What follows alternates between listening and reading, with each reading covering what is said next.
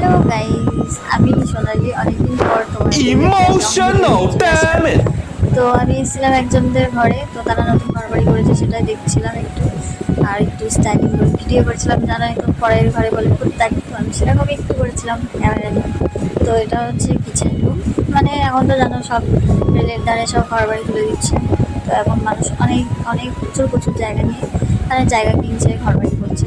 তো এই যে ঘর বাড়ি করেছে, এবং এটা হচ্ছে বাথরুম ঘর। আর একটু রুম করেছে, একটা কিচেন। আর এই যে আমি একটু জাস্ট মানে ক্যামেরা করছিলাম, ভিডিও করছিলাম, তো সেটাই হচ্ছে। তো মানে সেটা হচ্ছে কি, মানে পুরো কমপ্লিট করেছে, মানে করেছে জানি না সঠিক। তো সেটা আমি দেখতে গিয়েছিলাম। তোমরা আবার কেউ ভেবো না এটা আমার ঘর, এটা আমার না। তো এটা আমাদের এখানে নতুন একজন করছে, তো তাদের চেনা জানা বলে গিয়েছিলাম অবশ্যই।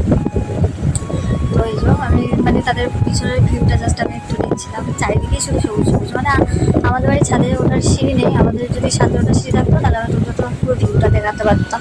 আমাদের ছাদের ভিউটাও পুরো পুরো পুরো খুব সুন্দর, চারিদিকে শুধু সবুজ। আর এই যে মানে কুর্তি না কি বলে, আমি সঠিক এটা জানি না, না প্রাইমার। তো সেটাই করেছে। আর এটা হচ্ছে বাথরুমের শুধু গেটটা লাগানো হয়েছে। এমনি ঘরে মনে হয় দালাদা দরজা লাগানো আছে। আমি ভালো করে পুরো ভিডিওটা মানে নিতে পারিনি কিংবা দেখতে পারিনি। আমি জানোই তো একটু জন্ম থেকে কানা, ভালো করে দেখি। আর এটা মনে হয় সাবান রাখা কিংবা শ্যাম্পু ট্যাম্পু রাখার জন্য ওই পাথরগুলো বোধহয় লাগিয়েছে। আর এটা হচ্ছে কিচেন রুম। আমি এখানে এটাই বলছিলাম, এটা মেয়েদের সব থেকে একটা ভালোবাসা, বেশি অর্ধেক সময়টা এখানে লাগে। তো চলো, তো আজকে